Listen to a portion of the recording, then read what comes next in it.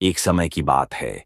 एक राजा था जो अपने राज्य में बहुत प्रसिद्ध था। उसका नाम राजा मुराद था। वह केवल एक शक्तिशाली शासक ही नहीं, बल्कि एक बुद्धिमान और न्यायप्रिय व्यक्ति भी था। राज्य दूर दूर तक फैला हुआ था, लेकिन उसकी सबसे बड़ी विशेषता यह थी कि वह हमेशा अपने लोगों की भलाई के बारे में सोचता था।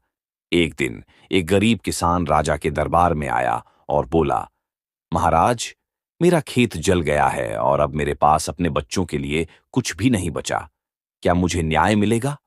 राजा ने ध्यान से किसान की बात सुनी और तुरंत अपने मंत्री से कहा, जाओ, इस आदमी की मदद करो और पता लगाओ कि इसके साथ ऐसा क्यों हुआ।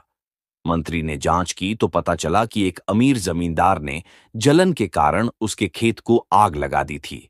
जब यह बात राजा को बताई गई, तो उसने तुरंत आदेश दिया कि उस जमींदार को दरबार में पेश किया जाए। जब जमींदार राजा के सामने आया, तो राजा ने उससे पूछा, क्या यह सच है कि तुमने इस गरीब किसान का खेत जला दिया? जमींदार घबरा गया और झूठ बोलने की कोशिश की, लेकिन जब सबूत पेश किए गए तो उसने अपना अपराध स्वीकार कर लिया।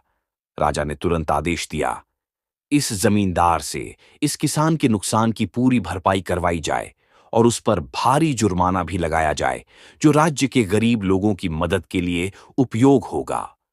यह सुनकर सभी लोग राजा की प्रशंसा करने लगे। राजा मुराद केवल एक शासक ही नहीं, बल्कि न्याय की मिसाल था। इस घटना के बाद पूरे राज्य में हर कोई जान गया कि राजा के होते हुए किसी गरीब या असहाय पर अन्याय नहीं हो सकता।